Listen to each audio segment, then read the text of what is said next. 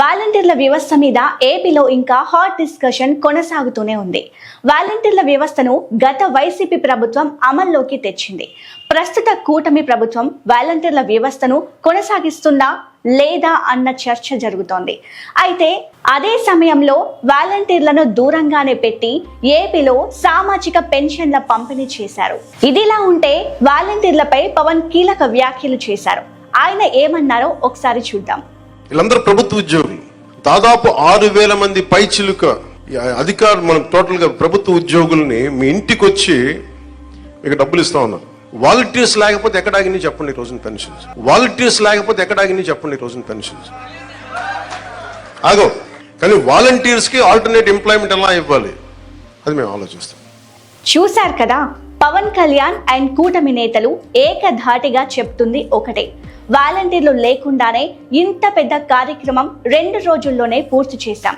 ఉప ముఖ్యమంత్రి పవన్ కళ్యాణ్ అయితే తన సొంత నియోజకవర్గం పిఠాపురంలోని గొల్లప్రోలులో పెన్షన్ల పంపిణీ కార్యక్రమంలో పాల్గొని వాలంటీర్లు లేకపోతే పెన్షన్లు ఆగిపోతాయని వైసీపీ నేతలు చాలా ప్రచారం చేశారని ఫైర్ అయ్యారు.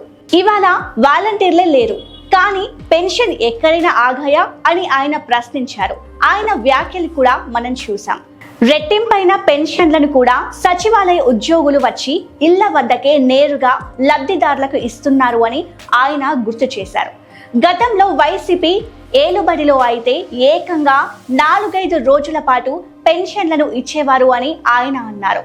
కానీ తమ ప్రభుత్వం హయాంలో 2 రోజుల్లోనే మొత్తం 100% పెన్షన్లు ఇస్తామని చెప్పారు. అయితే వాలంటీర్లకు ఆల్టరేషన్ గా ఉపాధి ఎలా కల్పించాలి అన్న దాని మీదనే ఆలోచిస్తామని అన్నారు.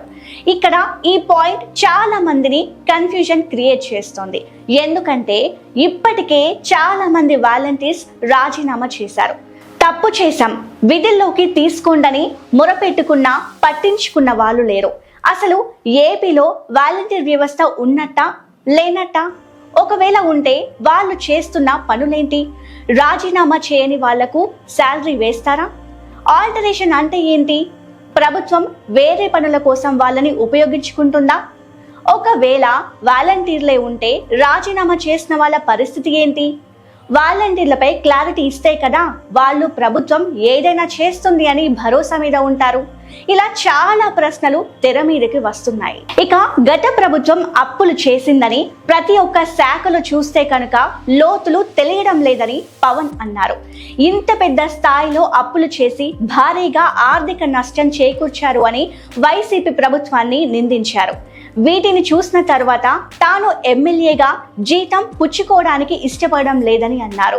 గతంలో అయితే తాను జీతం తీసుకోవాలని అనుకున్నానని, కానీ ఏపీ ఆర్థిక పరిస్థితి చూసిన మీదట తాను వెనక్కి తగ్గానని అన్నారు. తాను అసెంబ్లీకి వెళ్తే 3 రోజులకే 35,000 రూపాయలు వచ్చినట్టుగా అధికారులు చెప్పారని, జీతం కోసం సంతకం పెట్టామన్నారని, కానీ తానే వద్దు అని అన్నారని ఆయన అన్నారు.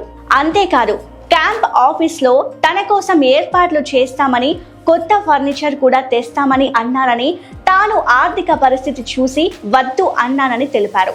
తన సొంత ఫర్నిచర్ తానే సమకూర్చుకుంటానని చెప్పారు.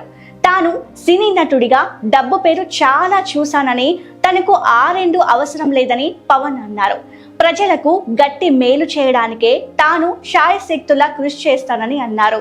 అవినీతి అన్న మాట తన నుంచి రాదని ఆయన చెప్పారు. అంతేకాదు, ప్రజలకు ఎంతో చేయాలని ఉందని, అయితే ఏది చిటిక వేస్తే జరగదని, వాటిని తొందరగా చేయడానికే తాము చూస్తామని పవన్ అన్నారు. గత ప్రభుత్వం చేసిన దుబారాకు నిదర్శనం రిషికొండ అని అన్నారు. అక్కడ అంత డబ్బు ఖర్చు పెట్టి కట్టాలా అని ప్రశ్నించారు. ఆ 600 కోట్లను వెచ్చిస్తే ఒక జిల్లాను ఎంతో గొప్పగా అభివృద్ధి చేయవచ్చు కదా అని ఆయన ఆవేదన వ్యక్తం చేశారు. మొత్తం మీద చూస్తే పవన్ కళ్యాణ్ చేసిన ఈ ప్రసంగం అందరినీ ఆకట్టుకుంది.